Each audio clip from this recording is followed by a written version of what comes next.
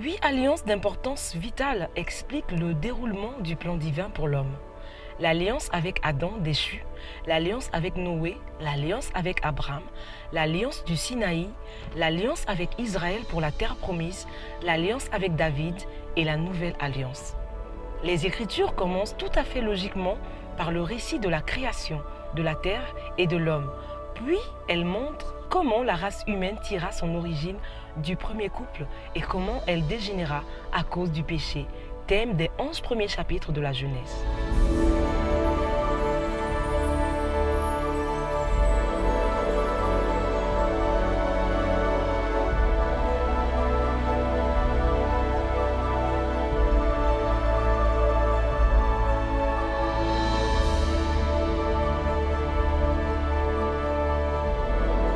Dieu, lorsqu'il crée, il appelle à l'existence. Il dit que la lumière soit et la lumière fut. Par exemple, il appelle les étoiles et puis il les place pour jouer un rôle pendant la nuit, et ainsi de suite.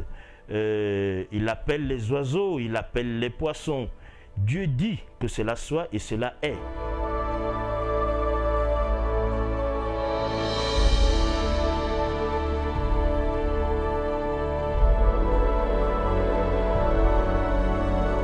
Mais pour l'homme particulièrement, Dieu, nous constatons dans Genèse 1, nous constatons que Dieu prend le soin d'asseoir un conseil. Et là, il dit, faisons l'homme. Vous voyez, il dit, faisons l'homme. Cette fois-ci, Dieu ne se contente pas d'appeler à l'existence. Non, il va former sur la base de la poussière un être dans lequel il va souffler, un souffle de vie, comme on dit dans ses narines. L'homme a été créé, il n'est pas l'effet ou le produit d'une évolution. L'homme reçut la souveraineté sur la terre, fut couronné d'honneur et de gloire, tout en dépendant de Dieu, son Créateur. La pensée divine était et demeure que l'homme est communion avec Dieu par l'obéissance. L'idée originale de Dieu, en créant l'homme, était de faire de l'homme celui-là qui devait dominer sur toute la terre. Dieu voulait faire de l'homme le roi de la terre, parce que la terre était une extension du paradis, une représentation de la domination du royaume de Dieu. Dieu voulait ainsi un homme fait à son image et à sa ressemblance. Il y a une différence entre tous les êtres qui ont été créés, les oiseaux, les animaux, donc le bétail qui se mouvait sur la terre, et l'homme. Dieu a créé l'homme avec une nature morale. Il a créé l'homme avec l'intelligence, la sensibilité et la volonté.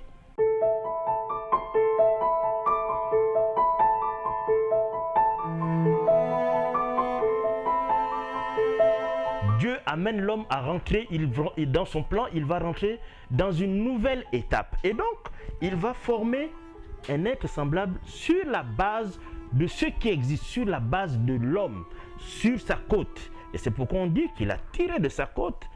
Et puis, il a formé la femme, il a endormi l'homme, il a formé la femme est arrivée, et puis, il a montré à l'homme, et l'homme s'est réjoui de voir ce que Dieu a fait pour lui. Et donc, cette nouvelle dimension à laquelle Dieu appelait l'homme devait conduire l'homme cette fois-ci à ne plus demeurer seul. Pourquoi?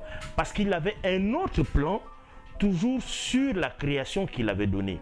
L'alliance en Éden demandait à Adam de propager la race humaine, de dominer la création de l'homme, de dominer sur toute la vie animale, de prendre soin du jardin et de se nourrir de ses fruits et de ses plantes. de s'abstenir de manger le fruit d'un seul arbre, celui de la connaissance du bien et du mal, sous peine de mort en cas de désobéissance. Si l'homme avait maintenant la connaissance du bien et du mal, l'homme devait donc se départir de l'autorité de Dieu. Et à partir de ce moment, il devait rentrer dans une forme d'action incontrôlée. Et c'est pour cela, c'est pour cette raison particulière que le Seigneur, Dieu, a voulu que l'homme ne puisse pas prendre cet arbre. Non, Dieu n'a pas placé l'homme auprès de l'arbre interdit, c'est-à-dire l'arbre de la connaissance du bien et du mal, afin de le tenter, ou encore moins de l'exposer. L'épître de Jacques nous fait comprendre que Dieu ne tente pas l'homme, parce que cet arbre ne faisait pas office de tentation, mais par contre de test, et en même temps de défi. Et cela afin de tester la loyauté d'Adam, afin de voir si l'homme devait être obéissant à l'égard de Dieu. L'origine des maux qui frappent la terre remonte au péché d'Adam et de sa femme Ève. En choisissant d'écouter le serpent, ils se sont soustraits à la volonté de Dieu, se privant ainsi de sa protection et de ses bienfaits. Et donc la femme qui prenait des initiatives d'aller au-devant va donc arriver devant cet arbre interdit. Et là, elle rencontre, nous dit-on dans Genèse 3, le serpent, la fameuse histoire du serpent.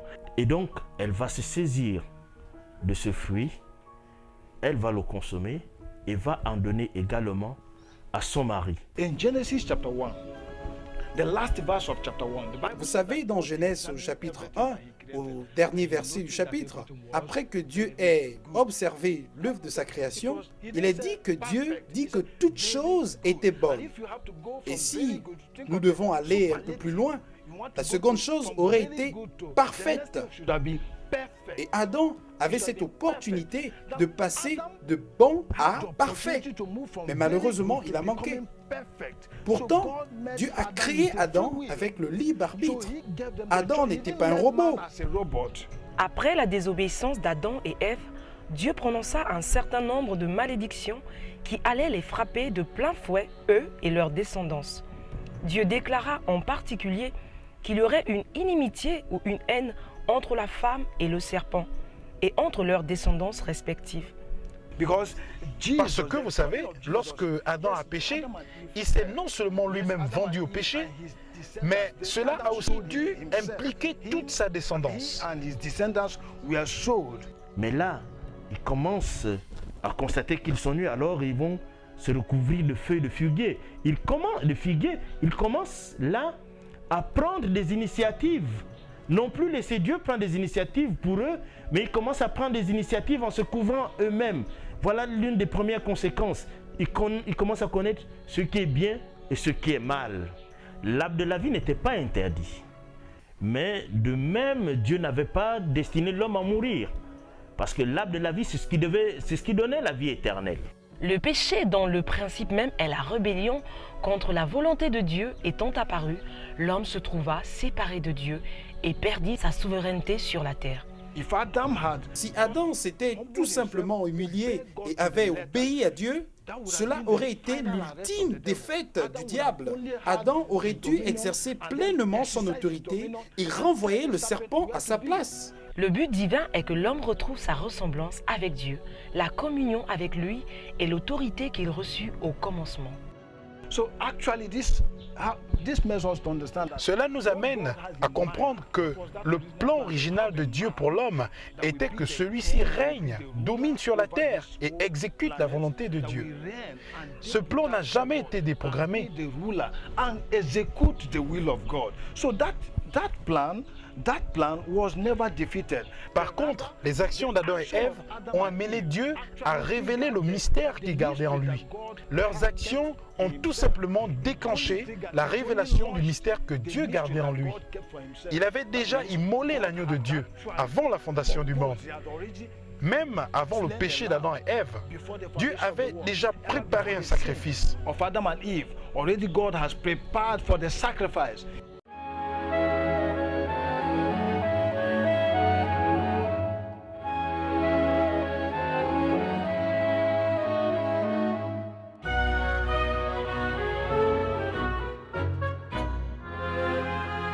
Ésaïe fut le plus grand des auteurs prophétiques ayant laissé un message écrit.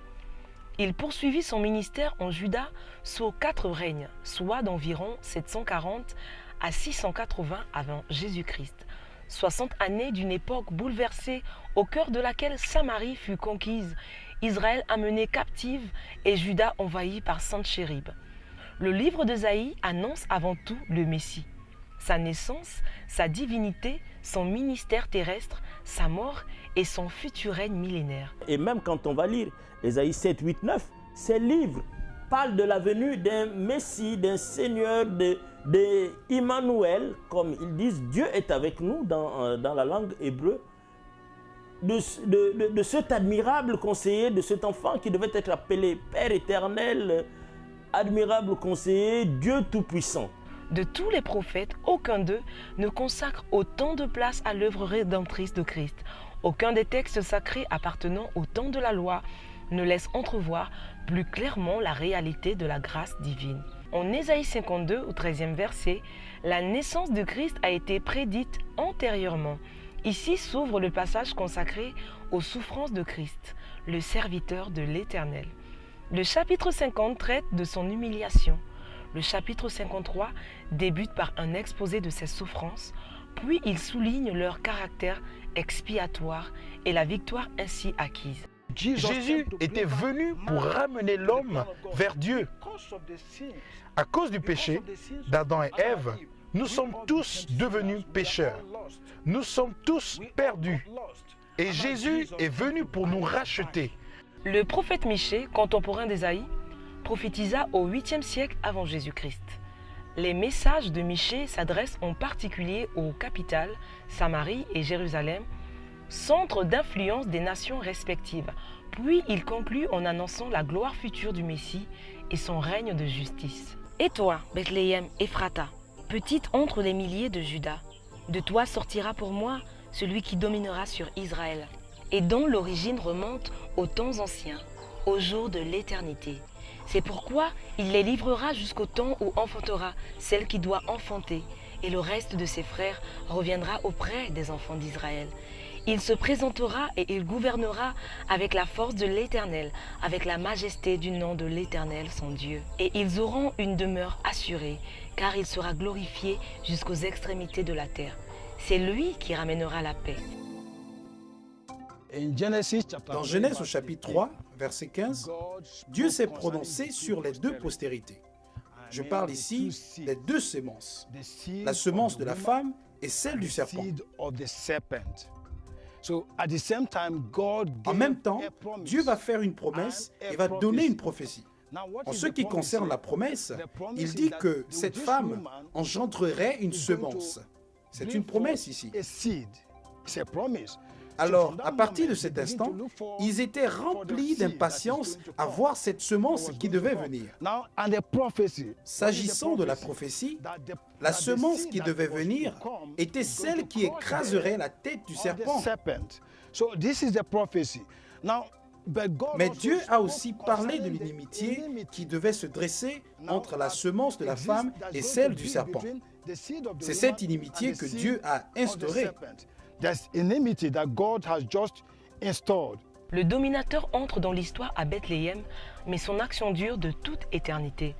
Il s'est déjà manifesté précédemment par ses actes créateurs, préservateurs, providentiels et rédempteurs, ainsi que par ses apparitions à Abraham et Moïse.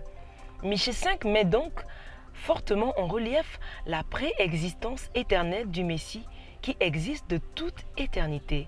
Jésus dit aux Juifs en Jean 8, « Avant qu'Abraham fût, je suis ».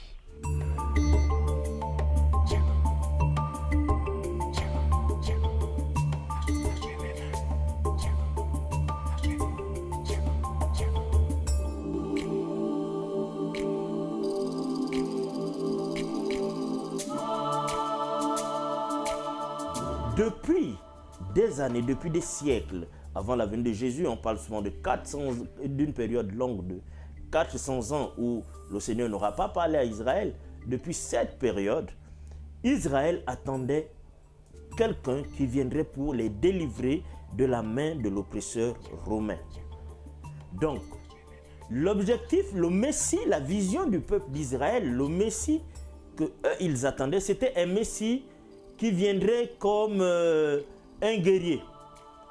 Un vrai chef de guerre qui viendrait anéantir, qui viendrait avec la puissante main de Dieu pour anéantir carrément toute la puissance romaine qui avait à l'époque annexé Israël. Il se trouve que lorsque ce Messie va arriver, n'est-ce pas, beaucoup parmi la nation d'Israël vont être confondus de par le fait qu'en fait, celui qu'ils attendaient, ne s'est pas présenté d'emblée comme il espérait, voyez-vous, c'est-à-dire comme étant celui qui venait physiquement, un peu comme était Samson pour le peuple d'Israël face aux Philistins. Avec la corne d'âne, il a vaincu plusieurs Philistins. Un peu comme était Moïse avec la verge, n'est-ce pas, qui a délivré le peuple d'Israël en Égypte, n'est-ce pas. Et lorsqu'il va arriver, il va vraiment venir d'une manière à laquelle beaucoup ne s'attendaient pas. C'est parce qu'en fait, derrière la pensée des Juifs, derrière la pensée des Israélites, ils étaient vraiment figés, quoi.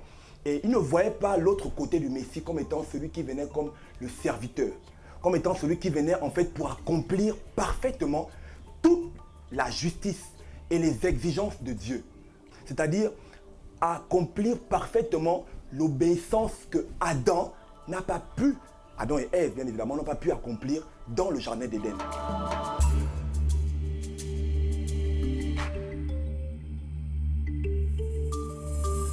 Dès Michée 5.1, la scène change. Du dernier conflit de l'histoire, elle passe à la naissance du roi, puis au refus d'Israël de reconnaître son Messie. Puis vient la déclaration du verset 2, « Il les livrera jusqu'au temps où enfantera celle qui doit enfanter ».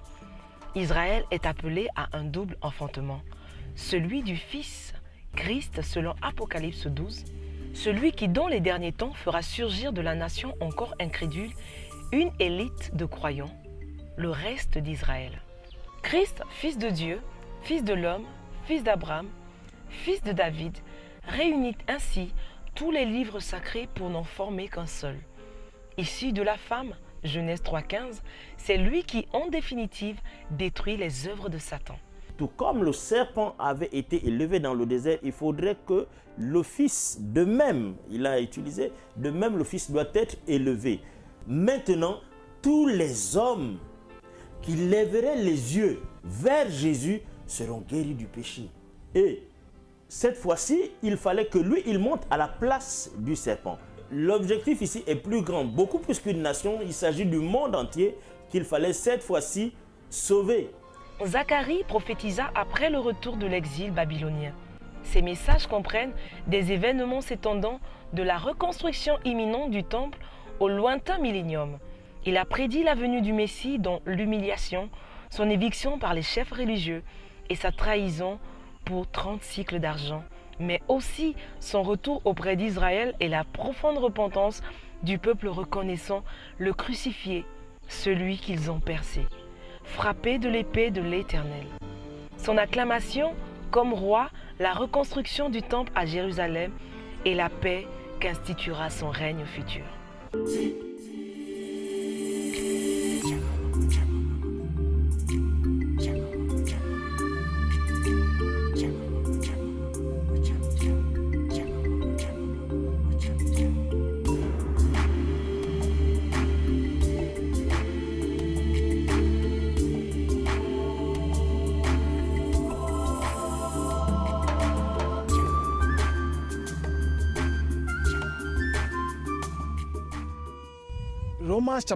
Dans l'épître aux Romains, chapitre 5, à partir du verset 14, il est dit que Adam était une figure de celui qui devait venir. Alors de qui s'agit-il? Bien entendu, du Christ. Jésus devient ainsi le second Adam. De même qu'il fallait que le premier soit profondément endormi pour que la femme soit formée au travers de sa côte, il fallait également que le second meure à la croix pour que l'Église naisse. Ceci est le premier point. Il a été parfait en toutes choses. Il a été obéissant en toutes choses. Et son obéissance s'est comblée justement sur cette croix. Son obéissance a été comblée sur cette croix, au mont Golgotha. sur ce mont, Jésus-Christ acquise la victoire, n'est-ce pas, et la délivrance de toute l'humanité. L'on se rappellera, en parlant de la vie de Jésus, qu'il a commencé son ministère par le livre d'Ésaïe. On dit qu'il est arrivé dans Luc 4, on dit qu'il est arrivé dans le temple, il a déroulé sur, il a pris le rouleau sur lequel le prophète Ésaïe avait écrit l'Esprit du Seigneur est sur moi car il m'a oint pour annoncer une bonne nouvelle aux pauvres.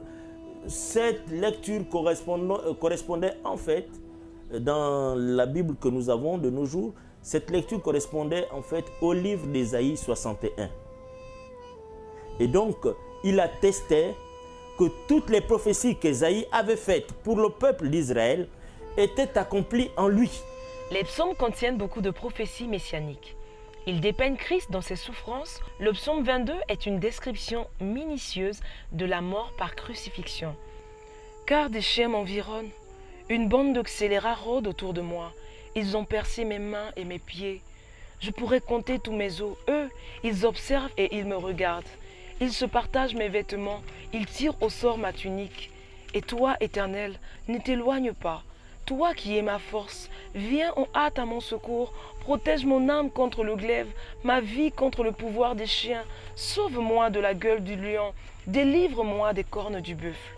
Tous ces faits sont typiques d'une telle forme de supplice. In John chapter 12 verse 24, Jesus himself said that Jésus lui-même a dit dans Jean 12, 24 que si ce grain de blé ne tombe et ne meurt, il ne peut porter de fruits. Alors Jésus faisait ainsi allusion à lui-même.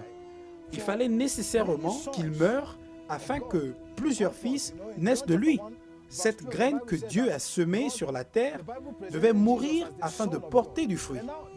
Dans l'évangile de Jean, au chapitre 1, verset 12, Jésus est présenté comme le Fils de Dieu. La Bible parle également des fils de Dieu. Mais ces derniers ne pouvaient pas naître tant que le Fils n'était pas mis à mort. D'où l'intérêt de la mort de Jésus. it was necessary for Jesus to undergo this death. Nous n'allons pas revenir en fait sur les circonstances pour lesquelles quelqu'un devait être pendu au bois, devait être pendu sur la croix. C'était celui qui était en fait coupable de toutes les abominations qui puissent exister. C'était un homme indigne, on l'a dit, c'était un homme qui ne méritait même pas le regard des gens. Et lorsqu'on lit justement le prophète Ésaïe encore, dans son livre d'Ésaïe 53, Ésaïe insiste, il dit, comme une faible plante, il s'est levé et il n'avait rien pour attirer les regards. Méprisé et abandonné des hommes, homme de douleur et habitué à la souffrance. Semblable à celui dont on détourne le visage, nous l'avons dédaigné, nous n'avons fait de lui aucun cas. Cependant, ce sont nos souffrances qu'il a portées. C'est de nos douleurs qu'il s'est chargé. Et nous l'avons considéré comme puni, frappé de Dieu et humilié. Et lorsque vous étiez sur la croix, c'est le sort qui vous était réservé. Le dédain, l'humiliation, les pires humiliations, la mort la plus indigne. Tu t'es fait chair pour donner ta vie. Tu as tant aimé le monde que tu as décidé de descendre en personne afin de sauver l'homme que tu as créé à ton image. Oh Jésus. Seigneur, La croix était synonyme de malédiction. Maudit est quiconque est pendu à la croix. à quel point les hommes t'ont criblé. Vous vous souvenez que dans Genèse, Dieu a prononcé un certain nombre de malédictions sur la terre et sur Adam et Ève à l'issue de leur désobéissance. On his wife, and even on Adam himself. Il fallait en effet que cette malédiction soit annulée. Et la mort de Jésus, manifestée à la croix, était liée à cette malédiction. To the cross. Il devait expérimenter la mort à la croix pour qu'il devienne malédiction pour nous, afin que nous jouissions des bénédictions qu'il nous a réservées. Dieu si merveilleux, environné de gloire. Il n'a pas regardé à la gloire qu'il avait. Il a été fait inférieur aux anges. Lui qui a existé depuis avant l'éternité présente. Lui qui existait depuis, lui qui n'a jamais été créé, lui qui est Dieu. Il est venu comme un simple homme. Les Écritures disent que Dieu était en Christ, réconciliant le monde avec lui-même. Jesus was 100% God. Jésus était 100% Dieu et 100% homme. Alors, il avait un corps prédisposé à la crucifixion à la croix. Vous voyez, c'était ce corps qui était pendu à la croix. C'était ce corps qui mourut à la croix et non Dieu. Vous savez, le corps de Jésus était comme un tube à l'intérieur duquel Dieu devait déverser sa plénitude. Dieu s'est préparé ce corps pour y résider pleinement. La Bible dit que Jésus était la plénitude de Dieu manifestée. Alors, Dieu habitait à l'intérieur du corps de ce jeune homme appelé Jésus. Christ, en allant à la croix, a dépouillé les autorités, a dépouillé les principautés, a dépouillé Lucifer et tout son gouvernement. Christ, en allant à la croix, en fait, a également redonné à l'homme, voyez-vous, cette autorité qu'il avait dans l'Éden, c'est-à-dire celle de gouverner, celle de régner, celle de se multiplier, voyez-vous, et celle en fait, cette responsabilité que Adam avait de répandre pleinement le royaume de Dieu sur toute la surface de la terre. Sur cette croix, il va se passer quelque chose de formidable. Il va y avoir un événement météorologique quand même assez bizarre. C'est qu'à 15h, selon notre horaire, à 15h, il va faire complètement nuit.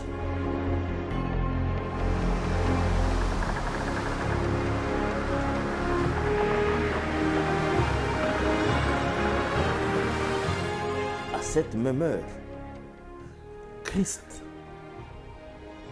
va voir le Père avec qui il avait toujours marché, s'est détourné de lui. Alors, il fallait que le Père se sépare de lui. En effet, le Père s'est séparé de lui et c'est à partir de ce moment-là qu'il va dire « Père, Père, pourquoi m'as-tu abandonné ?» Et il supporta la sentence lui seul parce qu'il était nécessaire qu'il l'endosse seul. Car si le Père ne l'avait pas quitté, son corps aurait été toujours en vie, tout simplement parce que Dieu est éternel. Dieu ne meurt pas. Alors seul le corps était la partie de Jésus qui était crucifié ce jour-là. Ce corps qui avait été préparé d'avance pour ce sacrifice, Jésus l'a en effet offert en sacrifice. Et ce jour-là sur la croix, déjà dans une position humiliante, au milieu de deux brigands, l'un d'eux trouvera encore le moyen de l'offenser en disant que si tu es fils de Dieu, sauve-toi toi-même. Et Jésus-Christ, voyant cela, n'est-ce pas, n'a manifesté aucune amertume, aucune méchanceté, parce qu'il était venu pour un but, même mourir pour ce dernier, c'est-à-dire celui qui a commencé à l'insulter sur la croix. Mais de l'autre côté, nous avons un autre brigand qui a reconnu la seigneurie de Jésus-Christ de Nazareth, en disant que si, souviens-toi de moi lorsque tu viendras dans ta gloire.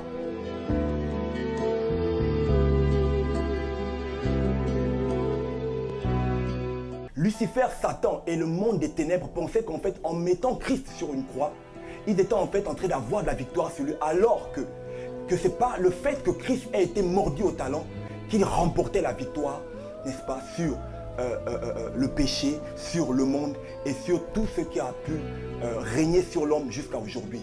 C'était terrible. Christ a attiré sur lui, comme un aimant tire le fer, les péchés du monde. Sur lui. Et là, il sera vraiment corrompu de la pure sorte. Vraiment, c'était une poubelle. Et dans l'Apocalypse, Jésus dira, je tiens les clés de la mort et du séjour des morts. J'étais mort et maintenant je suis vivant et je vis au siècle des siècles. Christ, le Fils de Dieu, à la croix, au mont Golgotha, en écrasant la tête du serpent, n'est-ce pas, a déchiré le voile. Ce rideau était fendu du haut vers le bas. Et donc, les gens pouvaient maintenant voir, les hommes pouvaient maintenant voir ce que seul le souverain sacrificateur allait voir. Dans le lieu très saint se trouvait l'arche, l'arche qui était l'image de Christ, l'arche qui est une image du Messie, l'arche qui est une image de la gloire de Dieu, de la présence de Dieu. Et d'ailleurs, la Shekinah de Dieu se trouvait dans le lieu très saint, car seul le souverain sacrificateur avait accès au lieu très saint. Le sang qui venait d'être versé sur la croix, en fait, nous donnait maintenant l'accès dans la présence de Dieu pour tous ceux qui se reconnaissent en lui. La semence de la femme voit la croix comme la sagesse de Dieu, alors que celle du serpent la voit comme une pierre d'achoppement. La semence de la femme considère la croix comme l'expression de l'amour de Dieu, comme l'arbre de vie, comme la source de salut. Tandis que pour celle du serpent, cela n'est tout simplement qu'un emblème religieux, quelque chose que l'on peut porter autour du cou, quelque chose que l'on peut garder à la maison. Mais pourtant, il se comporte en ennemi de la croix. Ils portent la croix comme un emblème, ils l'amènent partout où ils vont, mais malheureusement, ils refusent de la porter dans leur propre cœur afin de vivre la vie de la croix. But at the same time, they refuse to wear the cross in their hearts. I mean to live it as a life. La puissance de la résurrection a annulé un acte qui était rédigé contre nous. Elle a annulé toutes les dettes et Dieu a résolu le problème.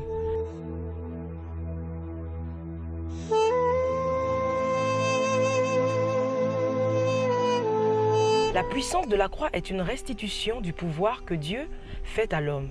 Ce pouvoir que Satan a ôté à Adam au jardin d'Éden par le moyen de la tentation auprès d'Ève. C'est aussi un grand jugement pour le monde. Il est jugé avec son chef. Il n'y a plus aucun espoir pour le monde qui a rejeté le Fils de Dieu, mais il y a de l'espoir pour les hommes de ce monde. So many people believe that Jesus was a prophet. Beaucoup pensent que Jésus était un grand prophète, un prophète spécial. Beaucoup croient qu'il existait, beaucoup croient qu'il était venu sur la terre et qu'il a fait beaucoup de miracles, qu'il a guéri les malades, qu'il a ressuscité les morts, qu'il a fait recouvrir la vue aux aveugles. Mais pourtant, le diable a réussi à les séduire en ôtant la chose la plus essentielle, la raison fondamentale pour laquelle Jésus est venu sur la terre.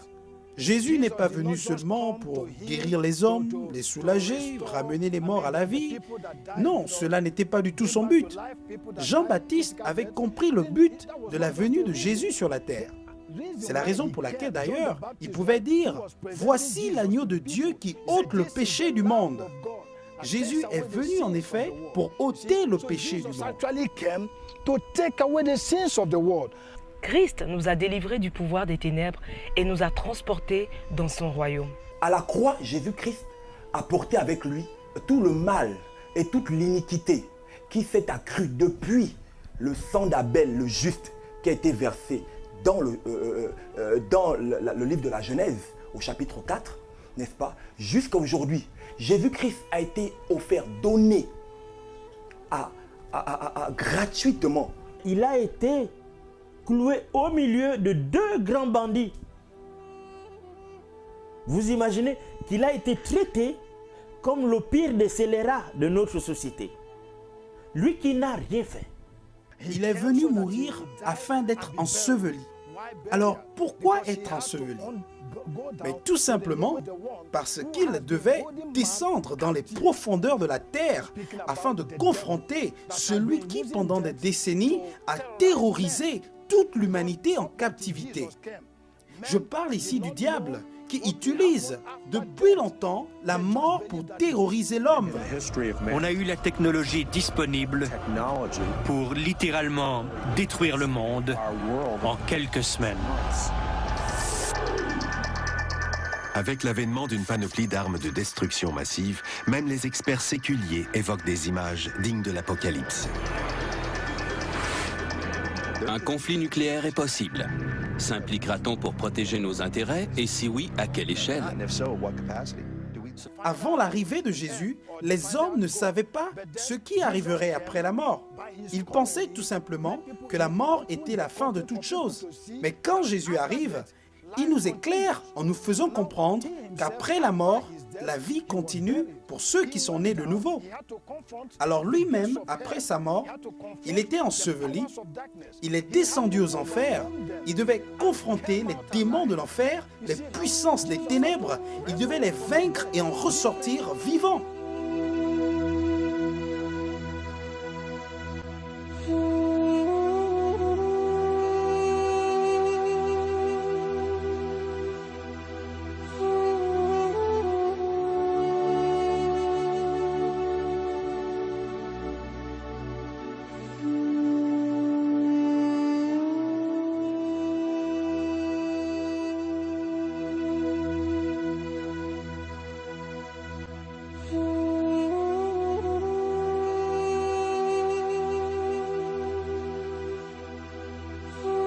Il y a trois choses ici.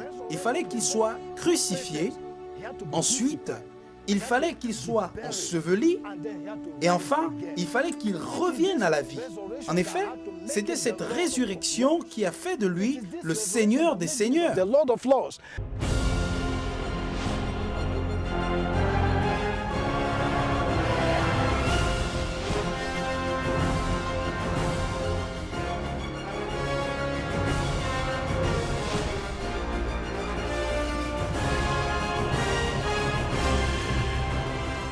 De nos jours, les missionnaires chrétiens sont en plus grand nombre et présents en plus d'endroits qu'à aucune période de l'histoire.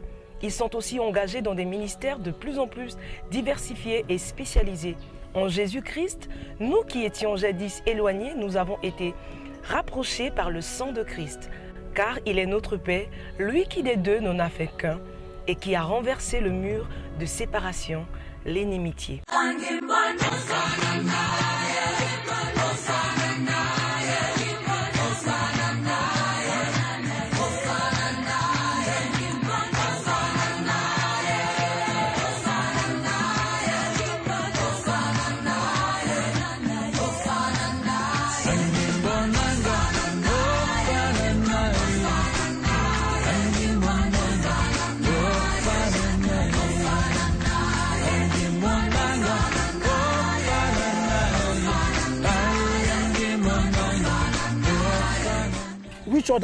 Dites-moi quel prophète a pu réaliser ce que Jésus a fait.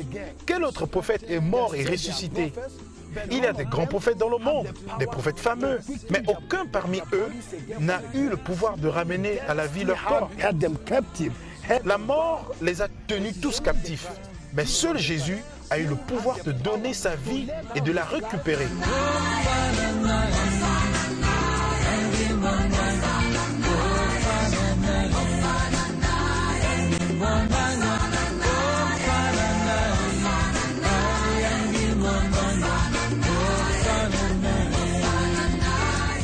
Aucun détail n'a été oublié dans la mort de Jésus. Lorsque il va à Golgotha, sur le lieu du crâne. Mais Golgotha, c'est une montagne qui se trouve, ou du moins qui se trouvait à l'entrée de Jérusalem. C'était en dehors de la ville. Une grande pierre, un lieu très élevé, une montagne. Et c'est au-dessus, là où tous les yeux pouvaient bien l'apercevoir, qu'il a été élevé. Christ est assez élevé pour que tous lévions les yeux vers lui, en fait. L'œuvre de la croix, c'est le cheminement de toute sa vie. According to Leviticus chapter 25, selon Lévitique au chapitre 25, du verset 47 à 50, il est recommandé que quiconque doit racheter une autre personne qui s'est vendue en esclavage, cette personne, c'est-à-dire ce rédempteur, doit premièrement être un parent proche à ce dernier. Ensuite, il doit lui-même être libre. Et enfin, il doit disposer des moyens nécessaires, car pour racheter un esclave, on doit payer. Et cela implique de l'argent. Vous voyez? Alors, cela constituait les différentes exigences que devait remplir quiconque désirerait racheter son prochain. Et le cas de Jésus en est une parfaite illustration. Jésus est devenu le parent proche. Jesus became our near of kin. Un amour en fait qui est également révélé par les sacrifices qui étaient offerts dans l'ancienne alliance avec Moïse qui a donné la Torah aux Juifs, n'est-ce pas? Cet amour a été et se traduit particulièrement par les sacrifices qui étaient exprimés dans le Lévitique au chapitre 3, les sacrifices d'action de grâce. Dans le livre de Lévitique, la succession de tous ces sacrifices d'animaux nous fait entrevoir les divers aspects d'une offrande unique, celle de Christ à la croix. C'est pourquoi le Lévitique nous parle du feu qui dégage la bonne odeur de l'Holocauste et de l'offrande de la farine et du sacrifice d'action de grâce qui consume entièrement la victime expiatoire pour le péché. Les sacrifices dits d'une agréable odeur à l'Éternel préfigurent Christ dans sa perfection et dans l'amour qu'il voue à l'accomplissement de la volonté de son Père. Les sacrifices qui ne sont pas d'agréable odeur représentent Christ portant la condamnation que méritait le pécheur. Or, ces deux catégories de sacrifices nous parlent de Christ comme substitut. Pour nous, il s'est offert afin de parer à nos faiblesses et à notre absence de consécration. C'est l'Holocauste pour nous. Il a souffert à cause de notre désobéissance. C'est le sacrifice d'expiation. Dans Hébreux chapitre 2, du verset 14 à 18, la Bible dit que Jésus n'est pas resté comme un esprit, mais que par contre, s'est fait chair. Il s'est identifié à nous en prenant un corps semblable au nôtre. Il a été revêtu de chair et de sang. Il a porté tout le sang de l'humanité. Souvenez-vous, Jésus est 100% Dieu et 100% homme. Il fallait qu'il s'identifie à nous sous une même nature et condition. Alors, il était un parent proche. Ensuite, Jésus a rempli les critères requis en ce sens qu'il était lui-même libre. Il n'était pas sous un joug quelconque. Il n'était pas esclave d'un péché quelconque ou encore moins d'une quelconque addiction. Il était absolument libre. La Bible dit dans Hébreux chapitre 4, au verset 15, que Jésus fut tenté en toutes choses comme chacun d'entre nous, pourtant sans avoir commis un quelconque péché. Toutes ces personnes qui ont examiné la vie de Jésus, de Pilate à Hérode, et même le souverain sacrificateur, ces personnes qui l'ont examiné avant la crucifixion, ils étaient tous, en fin de compte, parvenus au même verdict, qu'il n'avait rien de reprochable en cet homme.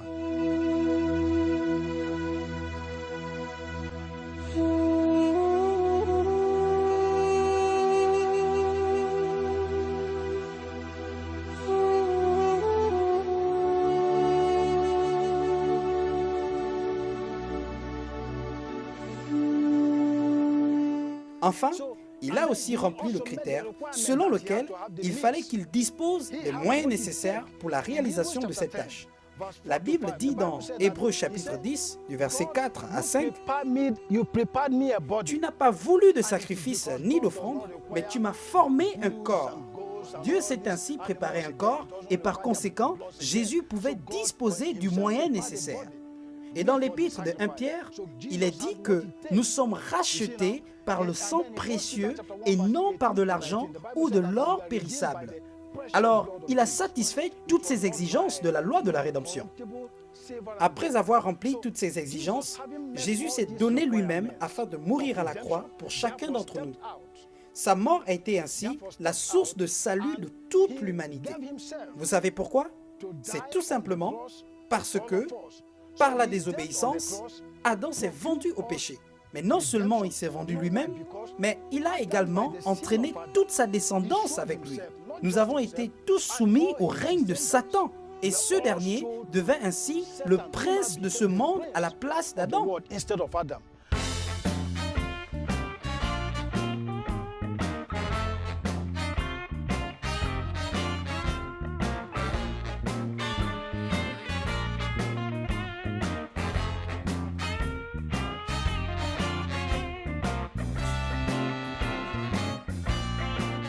Et il fallait absolument que Jésus paie le prix du rachat de l'homme en écrasant la tête du serpent, en jugeant le prince de ce monde à la croix. Cette œuvre glorieuse ne peut plus être ajoutée ni faite. La Bible déclare que par une seule offrande, il a amené à la perfection tous ceux qui sont sauvés.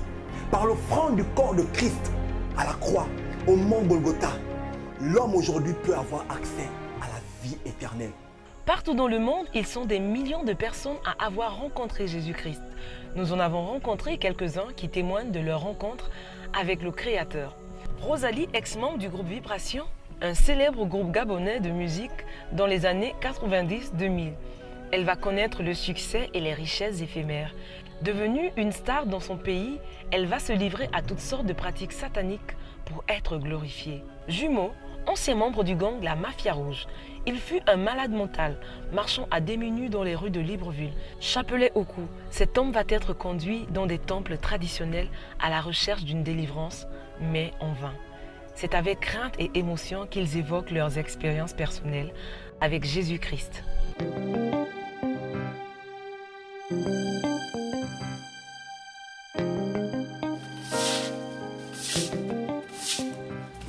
Mon père fut un agriculteur, ma maman, pas mon champ, pas mon foyer.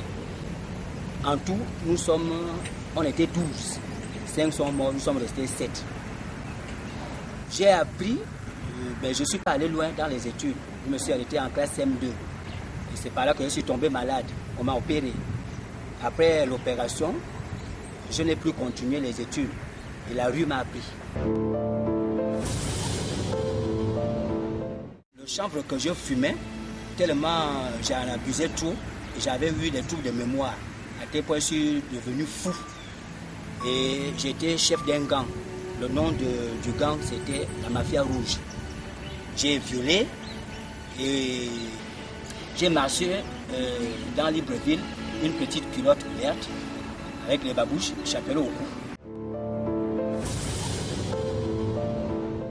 Et on m'a pris, on m'a amené chez les tradis patriciens. À partir de là, il fallait que je m'initie. Et bien sûr que je me suis initié. Dans l'initiation, j'ai mangé le bois amer, appelé communément Iboga. J'avais mangé 9 assiettes. J'ai vu comment mon esprit était sorti au-dedans de moi. Je suis monté dans l'espace là jusqu'à percer le nuage. Et il y a une femme qui était entrée. La femme là était venue se positionner devant moi. Au retour de là-bas, j'ai fait le compte rendu à l'initiatrice. Elle m'a dit, la femme que tu as vue, c'est la sitar. Et il faut apprendre à jouer la sitar afin qu'elle te protège. J'ai appris et j'ai su jouer cet instrument. Et j'ai commencé à pratiquer l'onguri. J'étais sûr que je faisais vraiment ce que Dieu veut. C'est par là que j'ai encaissé un fusil nocturne. On m'a lancé un fusil nocturne au cœur. Et j'ai commencé à vomir du sang. Et le sang sortait de mes narines quand j'éternue.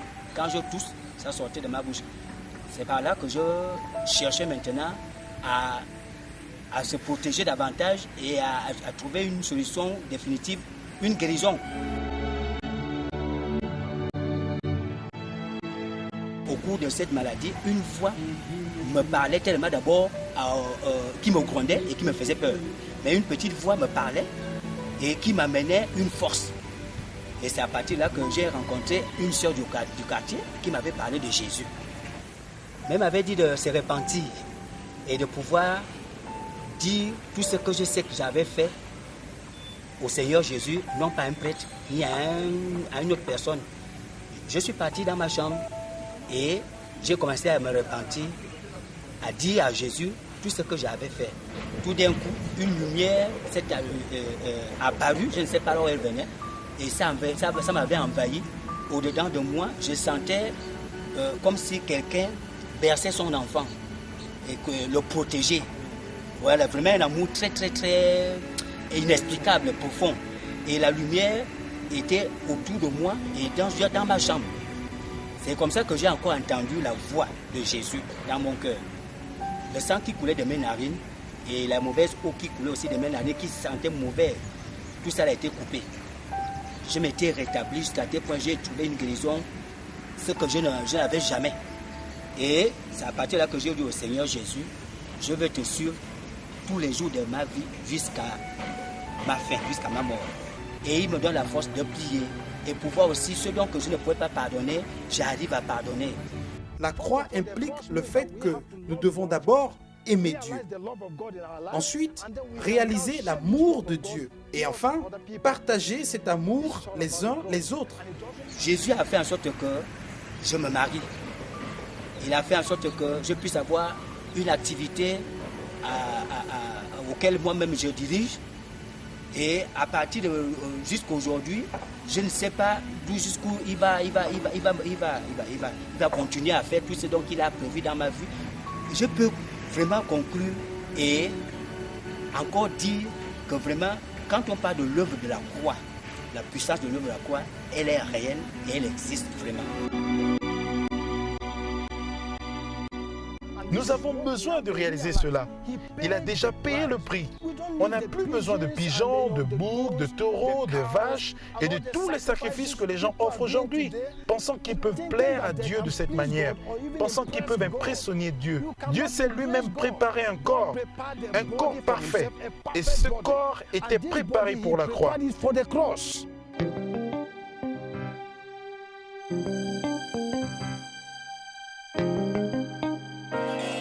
Je sais qu'il y a des gens qui se demandent qui je suis.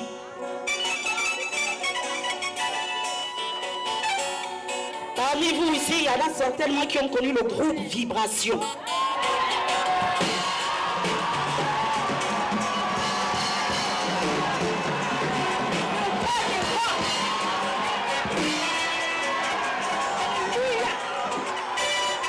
Oh bien-aimé, voici mon témoignage.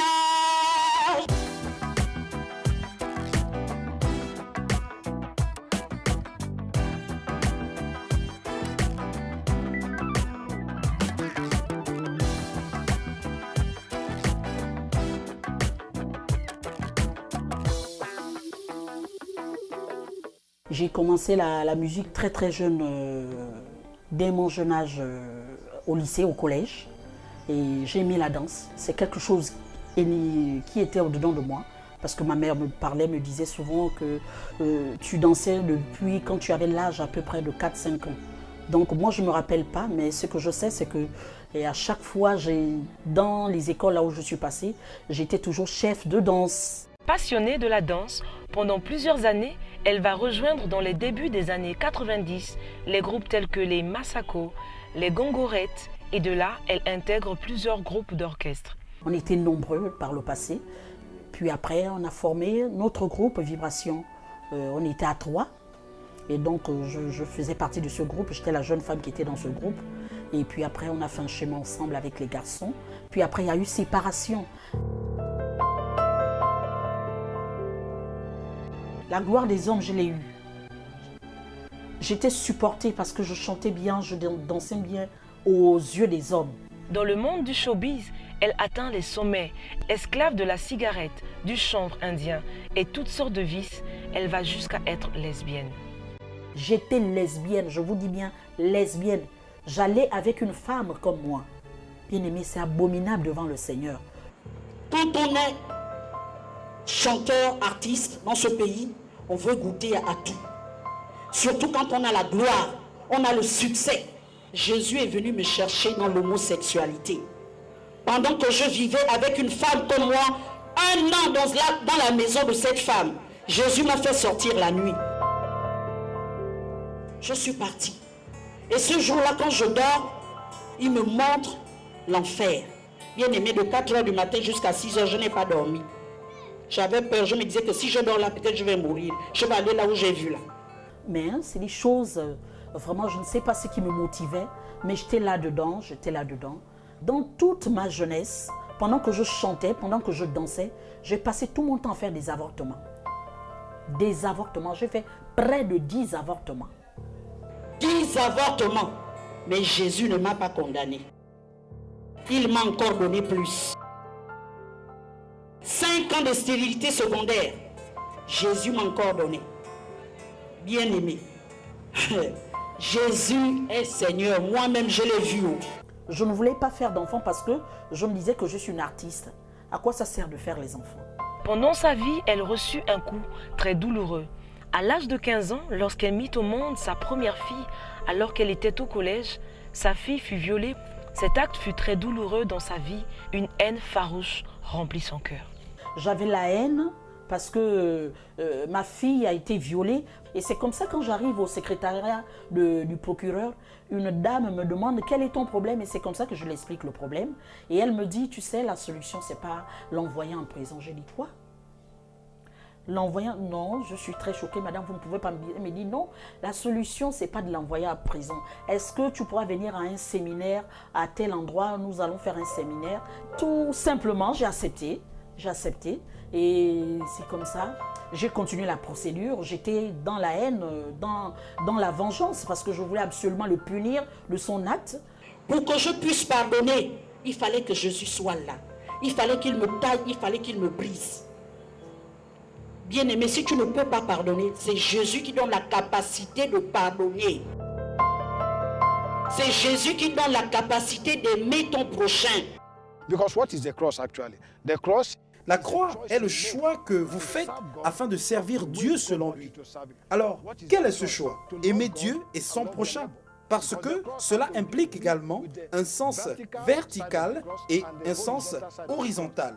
Cette relation entre le Père et le Fils. Tant que cette relation n'est pas établie dans nos vies, notre relation avec les autres échouera. Et dans la foule comme ça, c'était au gymnase de Lumina à l'époque. Dans la foule comme ça, on a demandé s'il y avait des gens qui voulaient se convertir. Et comme ça, je me suis levée dans la foule avec tout mon look que j'avais avant. Et tout le monde me regardait comme si j'étais un extraterrestre. Et quand je suis rentrée à la maison, je n'avais pas de Bible. Et alors, dans mes affaires, j'avais transporté la Bible de ma sœur aînée, qui était à moitié déchirée. Voilà. Donc c'est comme ça, j'ai fermé les yeux, j'ai dit, Seigneur Jésus, donne-moi la lumière, éclaire-moi, je veux voir ta lumière. Tout simplement, j'ai ouvert la Bible. Je ne peux pas oublier ce passage-là, c'est resté là. J'ai ouvert la Bible et directement, mes yeux sont allés sur Ésaïe 60. Lève-toi, sois éclairé, car ta lumière arrive.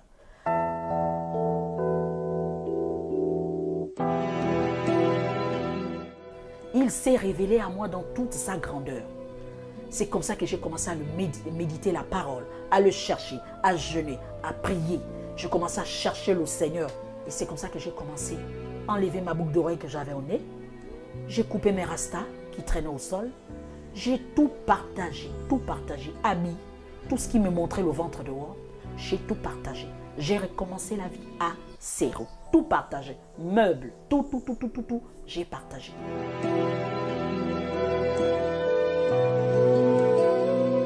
Cela est important de comprendre que la mort de Christ à la croix est une phase, est une étape très importante de nos vies pour tous ceux qui ont choisi de donner leur vie à Christ, pour tous ceux qui sont chrétiens. Parce que tous ceux qui sont chrétiens sont morts également à la croix avec lui. Ils sont morts pour les choses du monde. Ils ont décidé de vivre comme Christ. Ils ont décidé de donner une nouvelle orientation, de ne plus marcher dans le péché. Cela est important de comprendre que le péché a lui été cloué à la croix. Toutes les ordonnances, toutes les alliances qui avaient été faites ont été clouées à la croix. Et que plus rien ne nous retient dans ce monde. Mais les gens pensaient que j'étais malade. Mes coéquipiers pensaient que j'avais piqué une crise. Les gens venaient toujours me dire, Rosie, tu vas aller chanter à tel endroit, tu vas aller chanter. Je leur disais, non, je ne peux plus chanter. Ils me disaient, comment ça? Est-ce que c'est parce qu'on accepte le Seigneur qu'on ne peut plus chanter? Je leur disais, non, je ne peux plus chanter. On m'amenait de l'argent. Je leur disais, non, je ne peux plus chanter. Mais ils ne comprenaient pas. Ne comprenez pas. Parce que vous savez, la rencontre avec le Seigneur, c'est une intimité personnelle. Ça dépend de votre vie, de votre éternité. C'est votre éternité, c'est votre salut. Seul Jésus ne m'a pas condamné. Il a refait ma personne. Parce que quand je me regarde dans la glace, c'est plus Rosie, c'est Rosalie. Est-ce que vous voyez? Ça, c'est Jésus qui sait le faire. Quand tu le cherches, tu le trouves. Moi, je l'ai trouvé. Je vous dis la vérité, je l'ai trouvé.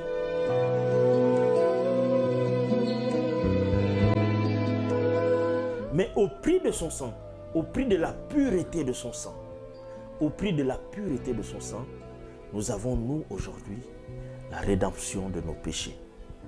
Nous avons, nous, aujourd'hui, le salut. À l'endroit des artistes, ce que je peux leur conseiller, c'est que Jésus est amour. Jésus ne condamne personne. J'étais dans le monde de la danse, de l'art en général. J'ai chanté, j'ai dansé, j'ai accompagné plein d'artistes africains.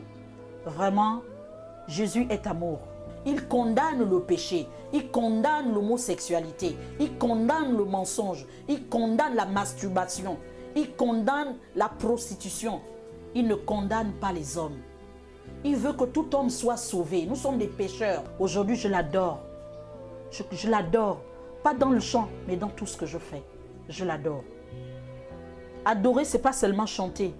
Adorer, c'est le servir. C'est dans mon habillement, c'est dans mon témoignage. Oh bien-aimé, c'est lui la délivrance. Il m'a aimé le premier coup. Il m'a taillé, il m'a brisé, il m'a façonné. Oh mon Jésus.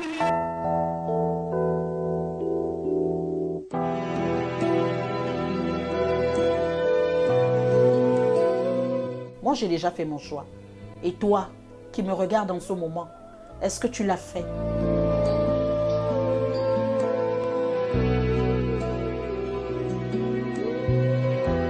En octobre 2010, elle est mariée à Marcelin Boko. 3 enfants naissent de cette union. Son histoire hors du commun nous révèle combien de fois Dieu nous aime. Aujourd'hui, née de nouveau en Christ, c'est avec son époux qu'elle parcourt les rues de Libreville pour témoigner de l'amour de Dieu.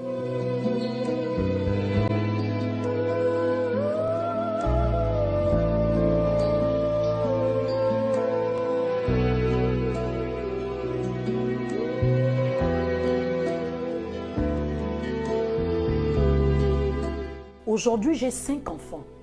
J'ai eu 3 enfants avec mon époux, 2 avant. Ça, c'est Jésus. Parce que les médecins avaient dit, j'ai une stérilité secondaire, j'ai dépassé 37 ans, je ne peux plus enfanter. Mais est-ce que Jésus avait dit son dernier mot sur moi? Non, je ne crois pas. Jésus a le dernier mot sur celui qui l'accepte. Celui qui marche selon sa volonté. Ce que nous devons retenir de ce message de la croix, c'est que nous devons faire comme Rahab la prostituée. Alors, qu'est-ce qu'elle a fait, Rahab la prostituée? Lorsqu'elle a appris que Dieu avait donné la terre de Canaan au peuple d'Israël qui venait de sortir d'Égypte, elle n'était pas la seule qui le savait. Mais à la différence des autres, elle décida de le garder secrètement dans son cœur. Elle s'est ainsi soumise à ce peuple. Elle ne s'est point opposée à eux, mais elle les a reçus tout simplement. Et c'est exactement la même chose que Dieu attend de chacun de nous. Nous soumettre à la seigneurie de Jésus-Christ de Nazareth, car il est le Seigneur de tous. Dieu dit, je ne me souviendrai même plus de leurs péchés.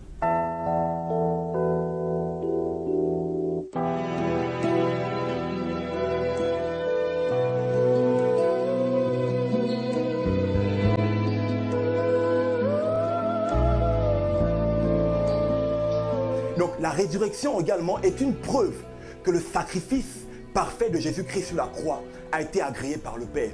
La résurrection est une preuve que tous ceux qui mettent en lui leur confiance peuvent pleinement aussi hériter de la vie éternelle, parce qu'en fait, ils ne trouvent pas leur justice en eux-mêmes, mais leur justice est trouvée dans l'œuvre de la croix. Leur justice est trouvée dans ce que le Messie a fait à la croix pour eux.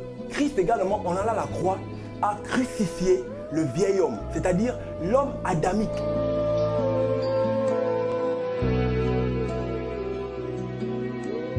Dieu a son peuple qui a compris son message. Dieu a son peuple qui craint son nom et qui accepte de marcher dans la vie chrétienne pratique en esprit et en vérité.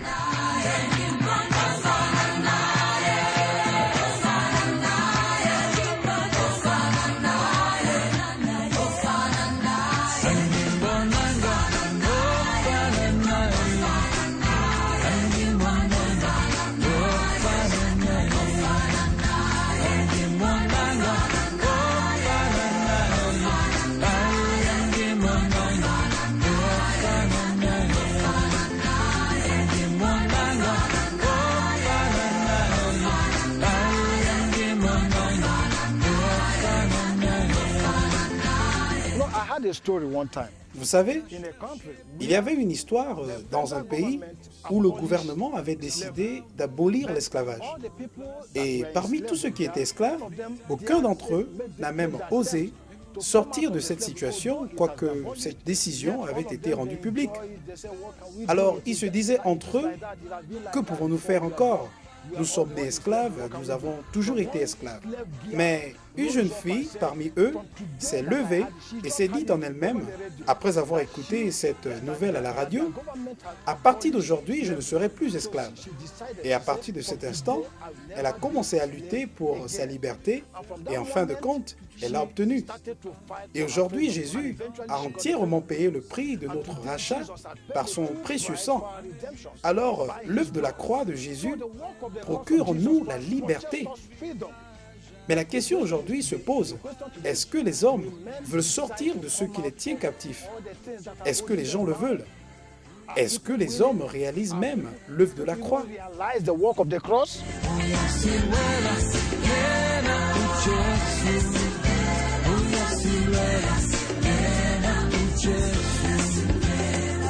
Et alors que l'on chante toujours Dieu. Les perfections de Dieu sont visibles à l'œil nu. On n'a pas besoin de microscope.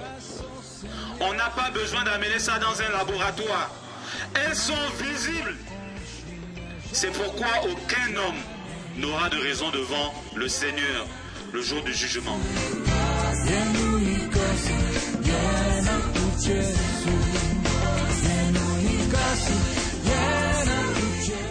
Vous savez, l'œuvre de la croix de Jésus est devenue une étape déterminante dans l'histoire des deux postérités. L'on peut bien se demander pourquoi. Eh bien, figurez-vous, beaucoup disent qu'ils croient en Dieu, beaucoup croient adorer Dieu, le servir et même le rechercher, mais en fait, c'est à la croix de Jésus que l'on peut véritablement reconnaître ceux qui appartiennent à Jésus, ceux qui sont descendants de la semence de la femme et ceux de la semence du serpent. Parce que c'est à la croix que l'inimitié entre les deux postérités est pleinement manifestée. L'œuvre de la croix établit une séparation entre ces deux postérités. Pour faire simple, lorsque vous amenez une personne devant la croix et lui parlez de l'œuvre de la croix, vous pouvez voir et constater leur réaction. Est-ce qu'ils acceptent l'œuvre que Jésus a accomplie à la croix pour eux? Bien-aimé, il y a mieux que cela. C'est que sur la terre, je ne sais pas, je ne crois pas. Pas je ne sais pas, mais je ne crois pas que ça dépasse ce qui est dans les cieux. Il y a mieux dans le ciel. Puis je vis un ciel nouveau et une terre nouvelle. Je vis la cité sainte, la Jérusalem nouvelle. Je la vis qui descendait du ciel, parée comme une épouse pour son époux. Voici la maison de Dieu avec les hommes. Il demeurera avec eux. Ils seront ses peuples et lui sera le Dieu qui est avec eux.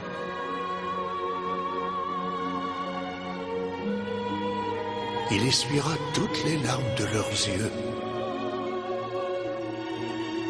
Il n'y aura plus ni deuil, ni cri, ni souffrance, car le monde ancien aura disparu. L'esprit et l'épouse disent, viens, que celui qui a soif vienne, que celui qui le veut reçoive l'eau de la vie gratuitement.